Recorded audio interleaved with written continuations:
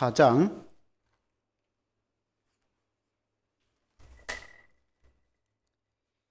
32절에서 37절,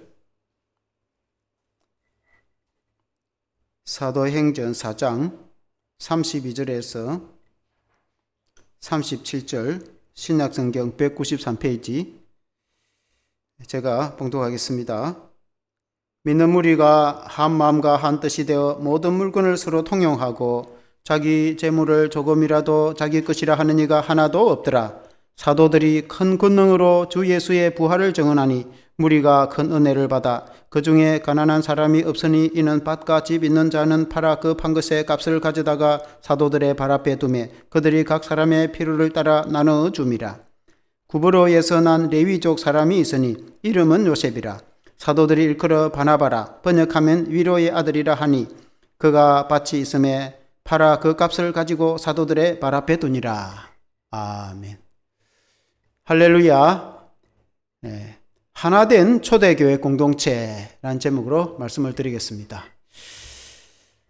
우리 이 오전 예배 사도행전을 쭉 강해의 말씀의 은혜를 나누면서 우리가 지난주에도 사도 베드로와 요한이 하나님의 성령을 받아서 담대하게 나가서 복음을 전할 때 성전 미문에서 있던 구걸하던 안전뱅이를 주 예수님의 이름으로 일으켰습니다. 이 일로 예루살렘에 막 소동이 나고 그리고 대제사장에게 오해를 받아 체포가 되어 가서 신문을 받고 그때에 이제 대제사장과 당시 종교 지도자들이 예수의 이름으로 전하지도 말고 가르치지도 말라고 하니까 베드로와 요한이 우리는 하나님 말씀을 우리가 사람의 말보다 더 중요하게 생각한다. 그렇게 해서 하나님의 말씀 전하는 것을 멈추지 않겠다. 주 예수 그리스도 이름을 전가하는 것을 멈추지 않겠다. 그렇게 이제 말씀을 했습니다. 그래서 핍박이 더욱 가세해져서 당시에 이제 베드로와 요한을 체포하고 구금할 명목이 되지 못하기 때문에 단단히 이제 경계를 하고 대제사장이 풀어줌으로 인해 그들이 교회 공동체에 돌아와서 있던 일들을 다 이제 알렸습니다. 그리고는 성도들이 한마음이 되어서 간절히 기도를 합니다. 하나님께서 이것을 하감해 주셔서 이 핍박 가운데서도 복음을 전하는 것을 멈추지 않고 계속해서 우리가 복음을 더 전할 수 있도록 우리에게 은혜의 능력을 더하여 달라고 한 목소리로 기도하는 초대교회 성도들의 모습을 보게 됩니다. 오늘날 우리가 복음을 전하기가 여의치 않지만은 그래도 우리 교우들이 한 목소리로 포기하지 않고 하나님의 생명의 말씀을 전하도록 우리가 기도할 때에 하나님이 응답하실 줄로 믿습니다. 그리고 교회적으로 성도들이 하나가 되어서 서로 섬기며 서로 위로하고 격려하고 하나된 교회 성도들로 보게 됩니다. 초대교회는 우리 기독교 교회의 가장 모범이 되는 교회, 본이 되는 교회라 이렇게 볼 수 있습니다. 그래서 우리가 초대교회 성도들의 모습을 통해서 우리가 하나된 모습, 성도가 하나가 되어서 서로 사랑하고 서로 격려하고 서로 위하여주고 한 가족처럼 하나가 되어서 아주 똘똘 뭉쳐서 하나님의 은혜로 하나님의 사랑으로 충만한 교회가 되어서 하나님께 예배하며 기도하고 전도하고 은혜와 사랑으로 충만한 공동체임을 증거하는 것입니다. 사랑하는 성도 여러분, 우리 주사랑교회도 초대교회와 같이 우리가 비록 작은 교회지만은 하나님의 은혜로 충만하고 또 성도의 마음이 다 한 마음이 되고 한 뜻이 되고 하나가 되어서 우리가 하나님을 섬기는 그런 공동체가 되기를 주 이름으로 축원합니다. 그렇게 되기 위해서는 그 조건이 하나 있는데 그것은 주 예수 그리스도를 구주로 믿을 때에 예수 그리스도를 구주로 믿는 데에 하나가 되는 것입니다. 우리가 다른 어떤 무엇으로 하나가 될 수는 없습니다. 우리가 살아온 배경도 다르고 연령도 다르고 우리가 살아온 그 인생의 가치관도 다르고 학력도 다르고 모든 것이 가정과 상황이 다 다르기 때문에 우리가 유일하게 하나가 될 수 있는 것은 주 예수 그리스도를 믿는 것에 하나가 되는 것을 믿으시길 바랍니다. 아멘. 그게는 딱 하나가 되는 것입니다. 그래서 주 예수 그리스도를 믿는 믿음에 하나가 되어서 주 예수 그리스도의 사랑으로 서로 공동체가 서로 사랑하고 서로 위로하고 서로 격려하고 섬기며 공동체가 정말 한 가족처럼 따뜻하게 가슴이 따뜻한 그런 하나가 된 교회가 되었다. 초대교회가 그런 모습이었다. 그래서 오늘 교회 설교가 하나가 된 초대교회 공동체처럼 우리 주사랑교회가 하나가 되어서 은혜가 충만한 교회 공동체가 되기를 주 이름으로 축원합니다. 아멘.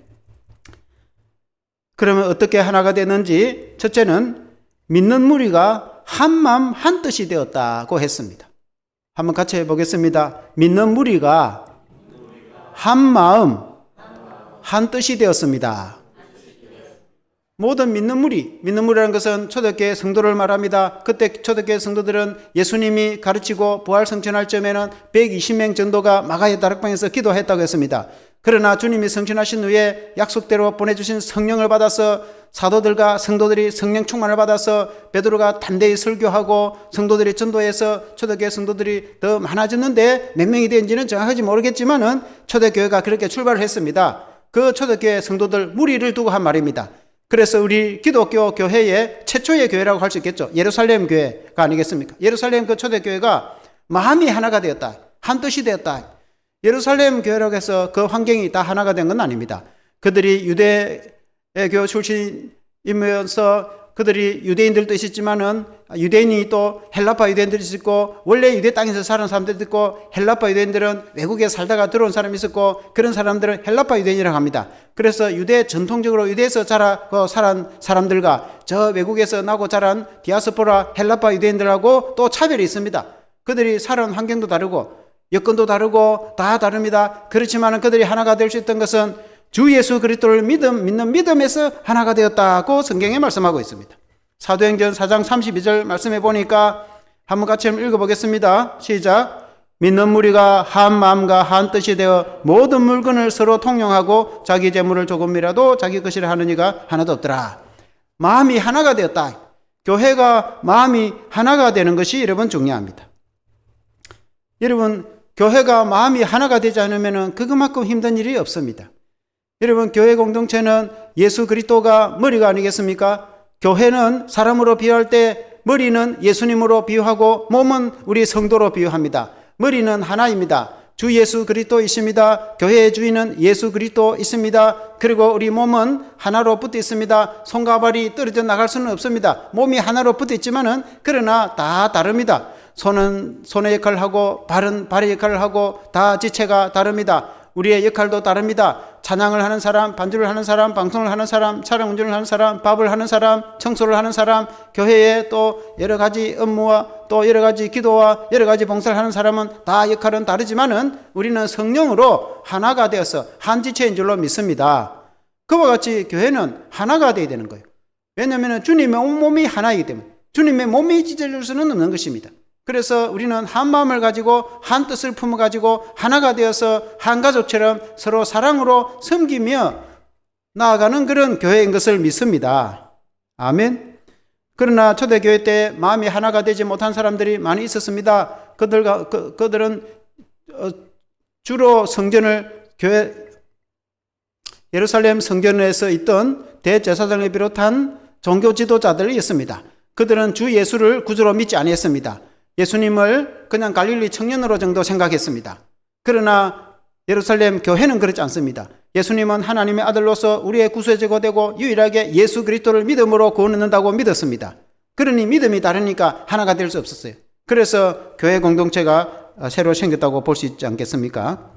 심지어 예수님을 믿지 않는 종교 지도자들은 예수 믿는 사람들을 교회 공동체를 핍박하고 박해하고 예수 이름으로 증거하지도 못하고 전도하지도 못하게 위협을 가하던 그런 사람들이 아니었겠습니까? 그들도 나름대로 신앙심이 있었고 그들이 종교심이 있었습니다. 그러나 그들이 교회 공동체와 하나가 될 수 없었습니다. 그 이유는 유일하게 하나님의 아들 예수 그리스도를 구주로 믿지 않았기 때문에 하나가 될 수 없었습니다.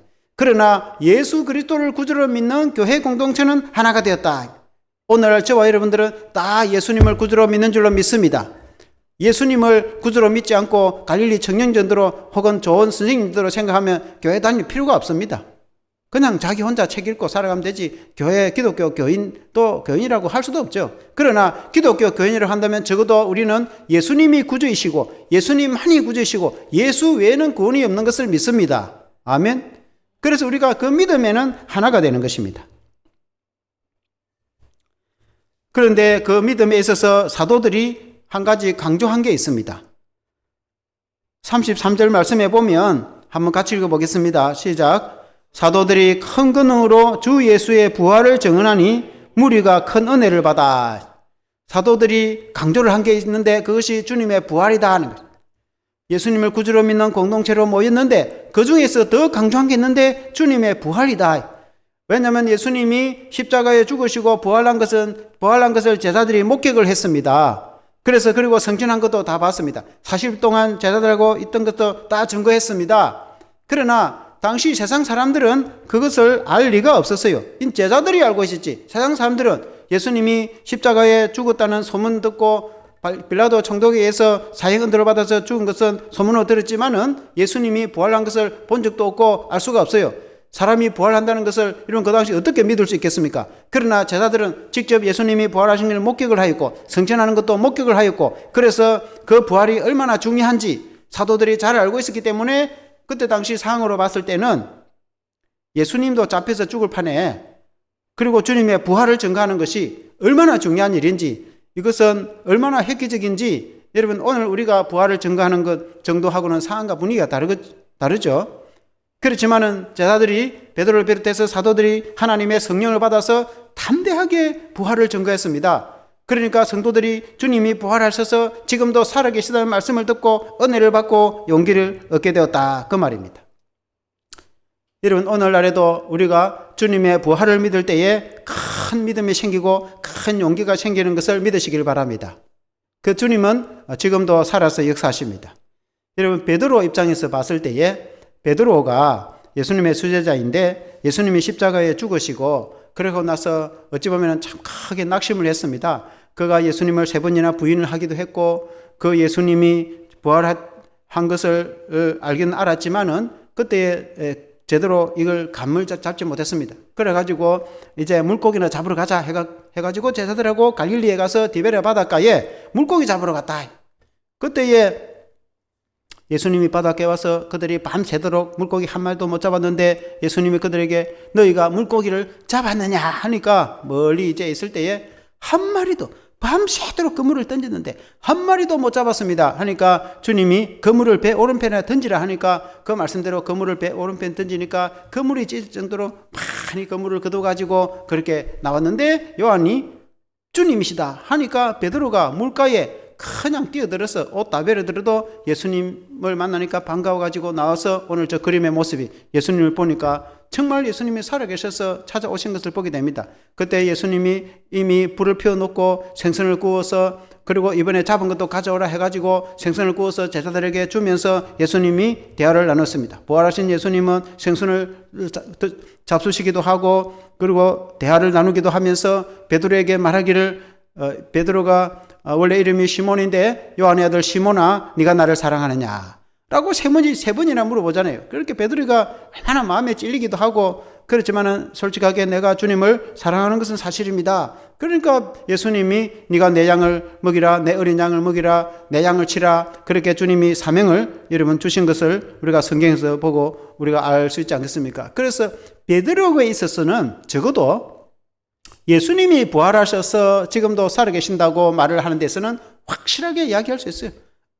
아주 분명하거든. 왜냐하면 자기가 직접 겪었고 자기가 직접 주님께 사명을 받았고 부활해서 디베랴 바닷가에서 주님이 찾아와가지고 3번이나 자기가 질문을 해가지고 자기가 그 질문을 답할 때 상당히 곤란했는데 주님이 그 모든 그 허물을 다 용서해 주시고 네가 내 어린 양을 먹이라 네가 내 양을 치라 내 양을 먹이라고 다시 사명을 주어서 주님이 맡긴 사명을 내가 감당해야 되기 때문에 주님이 부활하셔서 지금도 살아계신다고 말을 하는 데 있어서는 여러분 어느 누구보다도 너무나 분명하고도 너무나 생생하고도 확실하게 말씀할 수 있지 않겠습니까?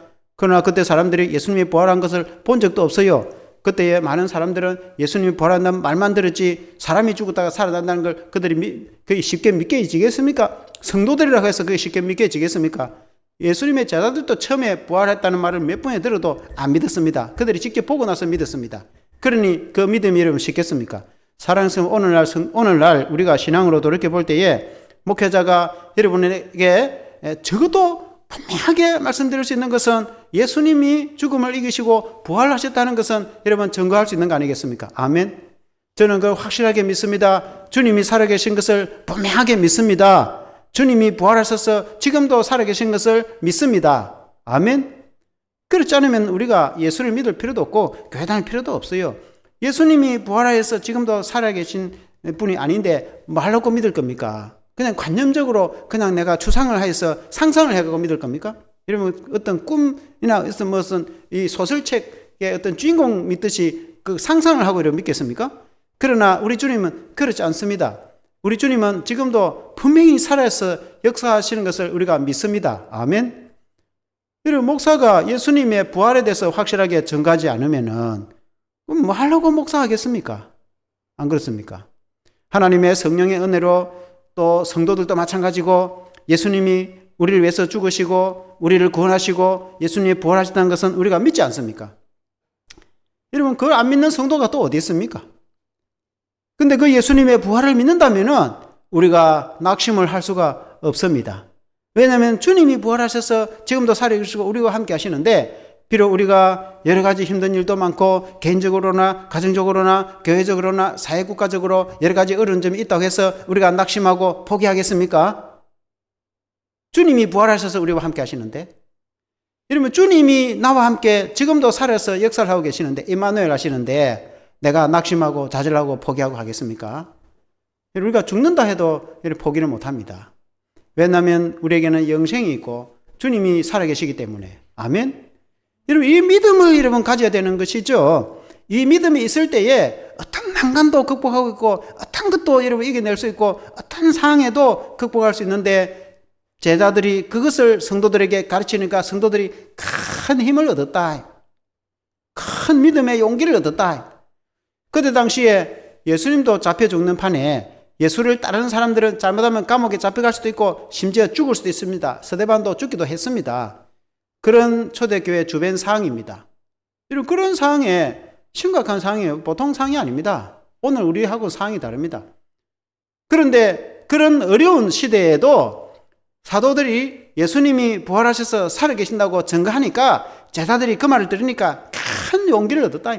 죽음도 두렵지 않고 담대하고, 왜냐하면 예수님이 살아계신데 뭐가 여러분 두렵겠습니까? 담대함과 용기를 가지고 다시 세상에 나갈 수가 있었다. 아멘. 오늘날에도 우리도 마찬가지다.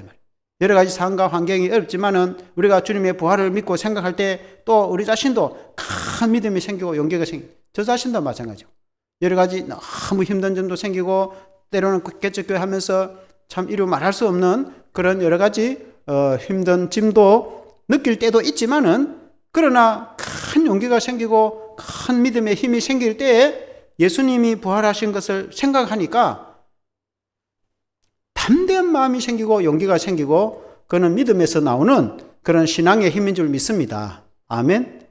저와 여러분들이 그런 믿음으로 승리하기를 주 이름으로 축원합니다. 그 믿음으로 교인들이 똘똘 뭉치고 하나가 되었다. 교인들이 뭉칠 때 승리를 한다. 두 번째는 물질로 서로 섬기며 하나 되는 교회였다. 초대교회는 한번 같이 해봅시다. 물질로 서로 섬기며 하나 되었습니다. 여러분, 초대교회의 특징이 32절에도 물건을 서로 통용했다. 그러니까 서로 이제 물질로 도왔다, 그 말입니다. 여러분, 상당히 은혜로운 거죠. 여러분, 물론 오늘날에도 우리가 다 그렇게 여러분 하고 있죠. 여러분, 그리고 34절에 보면 34절에 그 중에 가난한 사람이 없으니 이는 밭과 집 있는 자는 팔아 그 판 것을 값을 가져다가, 그렇게 말씀했습니다. 그리고 오늘날에도 우리가 교회를 섬길 때 이렇게 11조도 내고 감사헌금도 내고 여러 가지 작정헌금도 내고 또 구제헌금도 내고, 그래서 또 어려운 이 교회 내 혹은 교회 밖에 구제도 이러면 다 하고 심지어 선교 헌금도 이러면 다 하고 있지 않습니까? 오늘 우리가 또 이런 그 시대에는 과부들이 많이 있었습니다. 성경에 이제 이 7 집사를 세울 때도 그렇지 않습니까? 헬라파 과부들에게 구제가 제대로 안 돼서 사도들이 집사를 세웠다, 그런 내용이 나옵니다.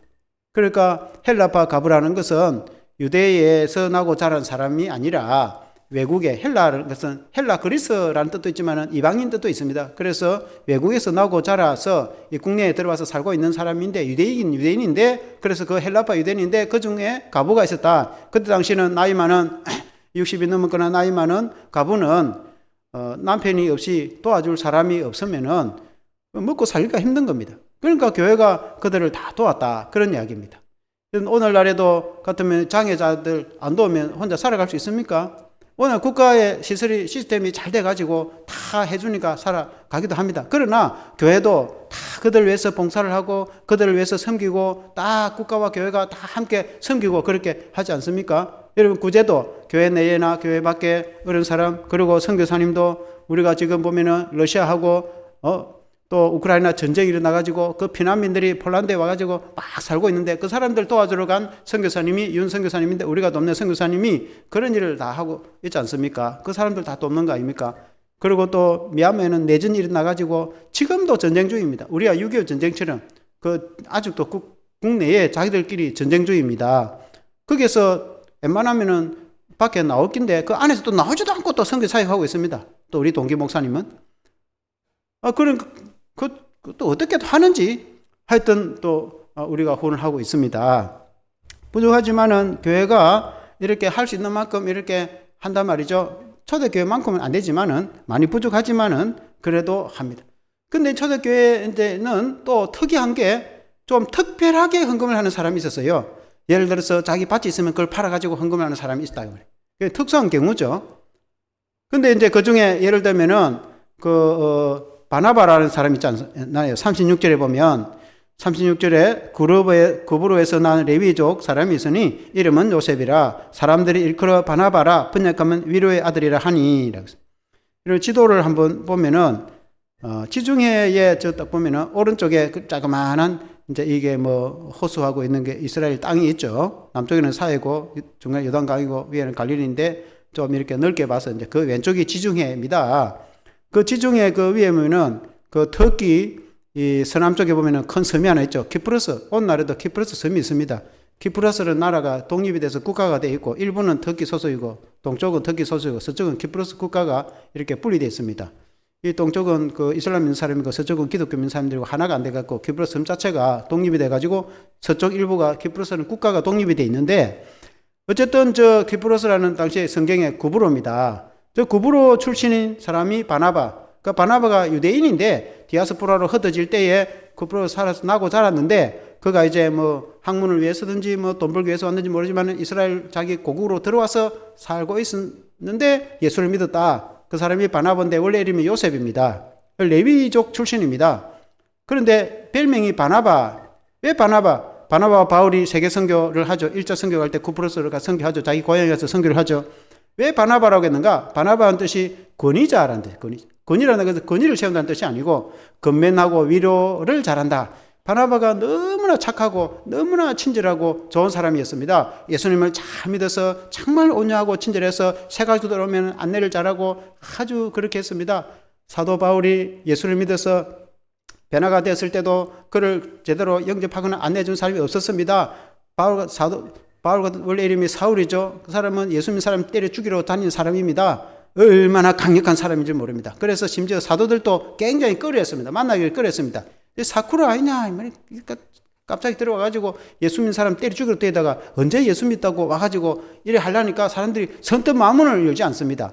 그렇지만 바나바는 그렇게 하지 않습니다. 그 사람은 정말 예수 믿는 사람이라고 영접하고, 그리고 바울이 사역자로 할 때에 아무도 교회에서 불러주지 않았습니다. 오늘 같으면은 목회자가 되었지만은 교회에 아무도 청빙을 하지 않습니다. 그런데 안디옥 교회에 바나바가 사역할 때 바울을 불러서 안디옥 교회에서 함께 목회자로 사역을 했습니다. 바나바가 얼마나 믿음이 좋고 훌륭한 사람인지 모릅니다. 그런데 이 친절한 바나바가 새가족 사역교회에 하면 바나바 사역이죠. 이 바나바가 자기 고향의 땅에 밭이 있었는데 그걸 팔아가지고 교회에 바쳤다. 사도들에게 바쳤다. 그 말입니다. 여러분, 이제 그럴 수도 있습니다. 우리가 기본적으로 교회에 11조 내고 헌금하고 우리가 또 작정금을 하거나 여러 가지 하는 걸로만 해도 대단하죠. 잘합니다. 그리고 어떤 경우에는 성도가 은혜 받아가지고 이렇게 또 좀 헌금을 하는 경우도 있습니다. 저희가 개척할 때에 우리 동기 중에 조 목사님이라고 있습니다. 이분이 경주에도 자기도 개척했는데, 내가 개척한다 하니까, 동기가 개척한다니까, 그때에 굉장히 초창기, 맨 처음이니까 어렵죠. 그때 돈 800만 원을 딱 보내봤더라고. 그래서 그때 사택도 구할 상도 아닌데, 그거 가지고 마침 사택 이게 걸고 또 월세 좀 내고 그렇게 시작을 했단 말입니다. 처음에 충무공동에 못 들어가고 집 짓기 전에 금산에 잠시 있었어요. 그 친구가 보내줘가지고 사택을 구했어요. 나중에 자기가 나한테 고백을 하는데 자기가 어떻게 자그마한 아파트를 하나 샀는데 나중에 파니까 돈이 8천만 원 남더라. 그래서 목사님한테 보내준 거는 11조 정도입니다. 하나님께서 내게 10배로 더 갚아줬다라고 이야기를 했어요. 자기가 얘기해 주니까 하는 거죠. 제 동생 중에 어떤 사람은 또 그 근사님은 개척할 때 이제 우리 그때 주택을 지을 때죠. 지금은 팔았지만은 그때 지을 때에 하여튼 뭐 이제 막 초창기에 지을 버리니까 3천만 원을 이제 어떻게 보내주세요. 처음에는 자기 헌금을 하려고 한 거 아닙니다. 빌려준다고 빌려줘가지고 나중에 어떻게 좀 감동을 받았는가 그 돈 안 받을 거다 헌금할 거다 이래 하더라고요. 그래서 안 받았는데 나중에 그 다음엔가 자기가 위암이 걸렸는데 병원에 가서 함께 조그마한 종양이 나가지고 종양 같지도 않은 종양이 나갔고 그것도 암이라고 떼내고 아무것도 안 하고 그냥 조그만 혹 하나 떼내고 그냥 그래도 명칭은 암이에요. 그 다음에 치료하는 것 아무것도 없고 근데 3천만 원이 딱 나오더라대. 하나님께서 다 갚아주고 그리고 그 있던 자기 살던 있던 집도 팔아가 지금 다세대 주택을 사가지고 그 값이 얼마나 올랐는지 굉장한 건축주입니다. 건축주. 하나님께서 다 그 난 자세히 몰라요. 내가 가니까 자기가 나한테 이야기를 해주니까 알았어. 그때 그렇게 했는데 하나님이 나중에 다 이렇게 보상해 주더라 라고 이야기한 것만 이야기를 내가 실제로 겪은 이야기죠. 너무 이야기하면은 뭐 잘 안 오지만은 그런 경우도 있었어요. 우리가 또 우리 교회 한국 선교 역사에 보면은 전에도 제가 말씀드렸는데 손양원 목사님 그 위대한 손양원 목사님 아버지 손운일 장로님이 하만칠은의 사람인데 그 예수를 믿어가지고 일제시대 때 그 칠은교회 지금도 칠은교회 있지만은 그때 칠은교회를 건립할 때 자기 땅 5마지를 팔아가지고 헌납을 했다고 해요. 그래서 그 부자지간의 믿음과 신앙이 얼마나 좋은지 선교사님에게 세례도 받고 그 손양원 목사님이 훌륭한 목회자가 되었습니다. 사랑하는 성도 여러분, 그런 경우도 있다는 것입니다. 다 그렇게 하는 건 아닙니다. 여러분, 하나님이 다 땅 팔아가지고 갚아라, 집 팔아가지고 하나님께 헌납해라 그렇게 하지 않습니다. 우리가 하나님 앞에 11조 내고 감상금 내고 하나님 앞에 할 수 있는 거 하는 것 해도 아주 대단한 거죠. 그런 기본적인 거 아닙니까? 거기에 자기가 은혜 받은 만큼 초대교회는 은혜를 많이 받았겠죠. 그러니까 초대교회는 특별히 그렇게 아주 헌납을 이렇게 하는 특별히 헌금을 하는 경우가 많이 있었어요. 그러니까 성도가 교회가 아주 더 이제 풍성했겠죠.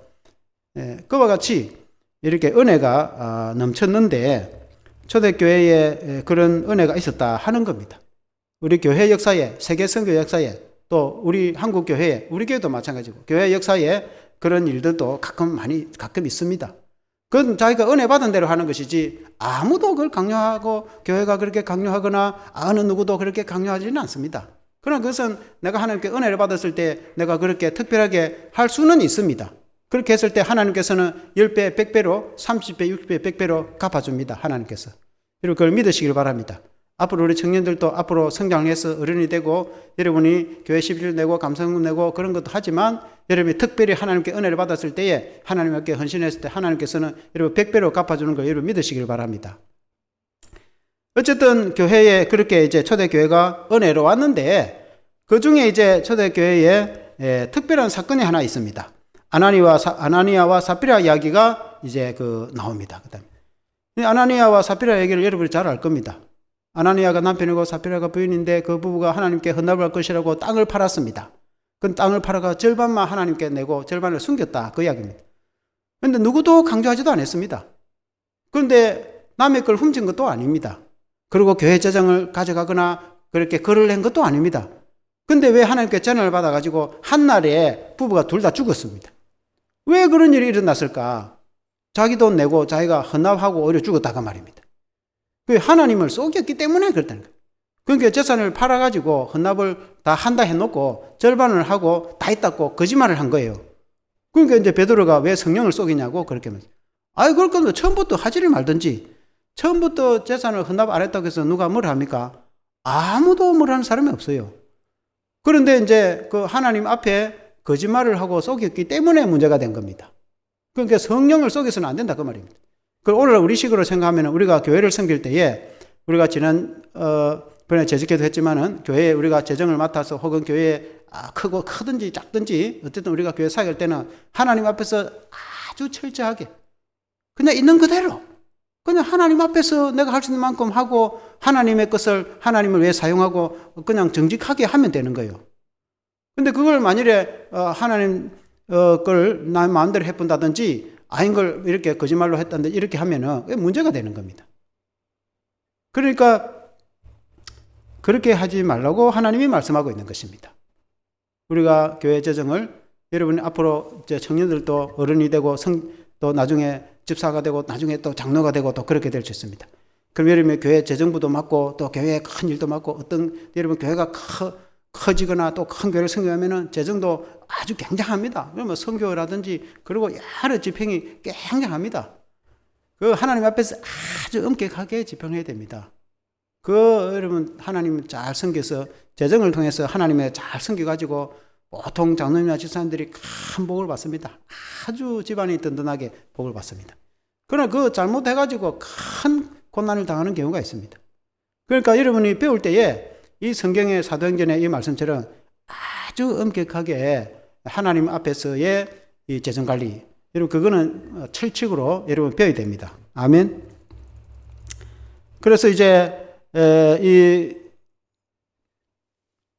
교회의 이제 초대교회 모습들이 그렇게 해서 이제 사도들의 그 주 예수 그리스도에 대한 믿음과 부활에 대한 신앙과 그 사도들이 이제 금연을 했을 때 성도들이 은혜를 받고 그때 주의 환경이 굉장히 어려운 상황입니다. 얼마나 그들이 심지어 핍박과 박해를 받고 주 예수 이름으로 전도도 못하게 하고 얼마나 그런 여러분 시대 아닙니까? 그렇지만은 교회가 더 힘을 내고 그렇게 된 것은 주님의 부활을 믿기 때문에 그렇게 했고, 그리고 성도들이 하나가 되었기 때문에 성도들이 똘똘 뭉쳐서 오늘 우리 같으면은 교회가 작지만은 그래도 성도가 서로 딱 위해주고 서로 기도해주고 또 서로 격려하고 어떤 상황에도 하나가 돼가 똘똘 뭉치고 기도할 때 삼겹줄은 끊어지지 않는다는 잠언서 말씀처럼 믿음과 신앙으로 이겨나가고 승리를 할 수 있습니다. 아멘. 여러분 초대교회들도 그렇게 해서 다 승리를 했는데 오늘같이 잘 살아가는 시대에 이런 못해갈 게 여러분 또 어디 있겠습니까? 오늘 누가 예수 믿다고 누가 때려 죽이는 것도 아니고 여러분 잡아가는 것도 아니고 국가가 경찰이 와서 체포를 해가는 것도 아닌 시대에 다 옛날에는 잡혀가지고 감옥가 두드려 맞고 멍대 두드려 맞고 그렇게 했습니다. 그런 시대도 많이 있었어요. 국외에도 있고 우리나라도 있었고 그런 시대에도 예수 믿고 다 했는데 오늘 시대에 뭐 전도하기 좀 어렵고 오늘 시대가 영적으로 힘든 시대라고 해서 우리가 못할 게 또 뭐가 있습니까? 예수 믿고 믿음으로 이렇게 감당하면 되는 줄로 믿습니다. 결론적으로 한 마음으로 주를 위해서 헌신하라. 그 가장 중요한 것은 오늘 이 말씀의 주제가 뭐겠습니까? 교회 공동체가 비록 어렵더라도 하나가 돼야 된다. 한 마음이 돼야 된다. 그 한 마음이 될 수 있는 것은 주 예수님을 구주로 믿기 때문에 하나가 될 수 있는 거예요. 예수님 믿는 거에는 하나가 되는 것이죠. 그리고 예수님의 부활을 믿기 때문에 우리가 더 하나가 되고 더 힘을 낼 수가 있고, 그리고 내가 예수님을 믿어서 부활을 믿어서 은혜를 받아서 내가 주님께 은혜와 사랑을 받았으면 내가 교회를 위해서 더 헌신하고 더 희생하고 또 이렇게 봉사를 함으로 성도가 더욱 힘을 얻고 성도가 하나가 되고 용기를 얻게 된다. 초대교회가 그렇게 했다. 그래서 우리 교회도 초대교회를 본받아서 그런 은혜와 사랑이 넘치는 그런 교회가 되기를 주 이름으로 축원합니다. 함께 기도하겠습니다. 하나님 아버지 감사합니다. 오늘 이 초대교회의 신앙을 보니까 그들이 환경이 얼마나 어려운지 심지어 예수님이 잡혀서 죽으시기까지 하였습니다. 그리고 예수님은 죽음을 이기고 부활하셨습니다. 그들이 예수님을 믿고 전도하는 것을 못하도록 또 당시에 정치나 종교 지도자들이 금하고 핍박과 박해를 가하는 시대였습니다. 그럴지라도 성도들이 하나님 앞에 기도를 하면서 한 목소리를 하나님께 기도하고 성도들이 또 하나가 되어서 서로 위하고 서로 격려하고 서로 섬김으로 믿음으로 이겨나가는 모습을 보게 되어집니다.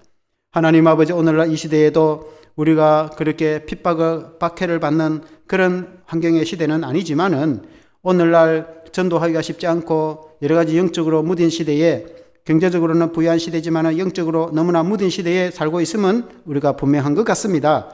비록 이런 시대에 우리가 살아가고 또 우리가 주님을 섬기지만은 우리가 작은 공동체이지만은 교회 공동체가 믿음으로 하나가 되어서 오직 주 예수 그리스도를 구주로 믿는 믿음과 하나님의 자녀로서 또 주님의 그 부활을 믿음으로 큰 용기를 얻게 하시고, 내가 하나님께 은혜를 받았을진대에 내가 다른 성도들을 더 섬기고 약한 성도를 섬기고 공동체를 섬기고 섬기며 희생함으로 교회가 더욱 하나 되어서 성장하는 그런 교회가 되게 하여 주시옵소서.